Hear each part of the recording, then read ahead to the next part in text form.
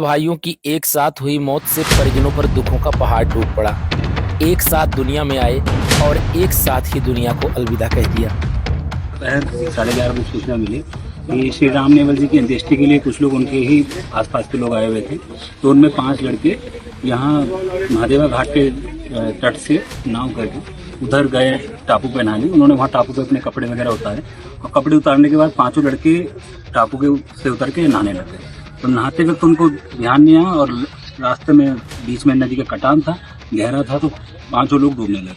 तो तत्काल मौके पर जो वहाँ पर एक त्रिभुवन नाम के जो माझी थे वो दौड़ते गए। उनकी मदद से 2 ब्रजेश को और बब्बी को बचा लिया गया और एक अभिषेक जिसको बचाया गया उसकी बॉडी रिकवर की गई। उसकी अस्पताल में जाके नाजुक हालत थी, तो अस्पताल में जाके उसकी भी मृत्यु हो गई है। और 2 जुड़वा भाई थे, अजय और विजय। इसमें विजय की बॉडी हम निकालने में सफल हुए, अभी अजय की बॉडी नहीं मिली और उसके लिए SDRF की टीम अयोध्या से चल पड़ी है। तो आज संभवतः रिकवर कर लिया। अंबेडकर नगर के टांडा थाना क्षेत्र के 5 युवक नदी में डूब जाते हैं और उनकी जब बचाव की प्रक्रिया शुरू होती थी, इसमें से 2 लोगों को सेफ जीवित बचाया जा सका है।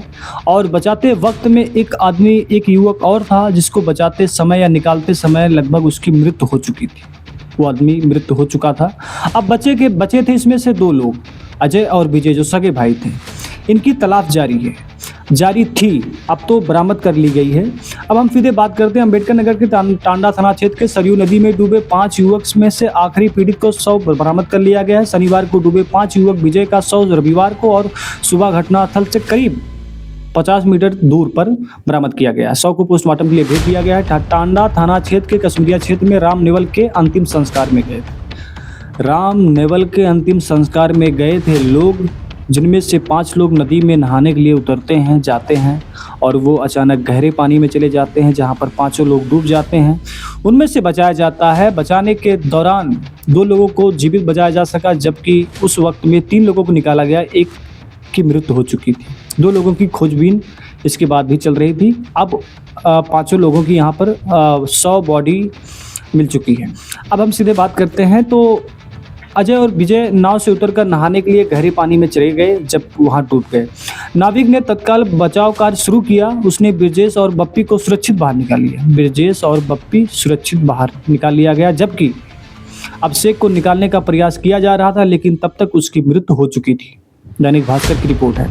सगे भाई अजय और विजय भी गहरे पानी में डूब गए थे, लेकिन स्थानीय गोताखोरों ने खोजबीन की और अजय का शव शनिवार को बरामद कर लिया गया। विजय का शव रविवार को बरामद कर लिया गया। घटना की बात करते हैं तो ये घटना लगभग कल या परसों की बताई जा रही है, लगभग 14 तारीख की घटना है। अब सवाल ये उठता है कि इस तरह से घटना क्यों होती है। तो सबसे पहले मामला ये है कि आजकल ये तो अंतिम संस्कार में गए थे राम नेवल के जी के, इसके बाद नहाने के लिए जाते हैं, फिर इसके बाद गहरे पानी में जाते हैं, फिर डूब जाते हैं, फिर बचा जाओ, ये प्रक्रिया है। लेकिन आजकल नदी में गर्मियों के मौसम में खासकर कुछ लड़कों का एक अपना एटीट्यूड, एक शौक बन गया है। उसमें जाते हैं, फ़ोटो खींचते हैं। हमने कई लोगों को देखा सरयू नदी में, नदी के NTPC के साइड में, तो कई जगह पर तो इनका एटीट्यूड, फ़ोटो खींचना, वीडियो बनाना स्टोरी के लिए, तो ये कई सारी चीज़ें, और इसी वजह से कई सारी घटनाएं सामने आ रही हैं। इसलिए हमें समझना होगा कि भैया इस चीज़ों से हमें सावधान होगा। नदी आज के समय में सूखी नदी है, जगह जगह रेत है, तो कहीं गड्ढा है, तो कहीं कुछ है।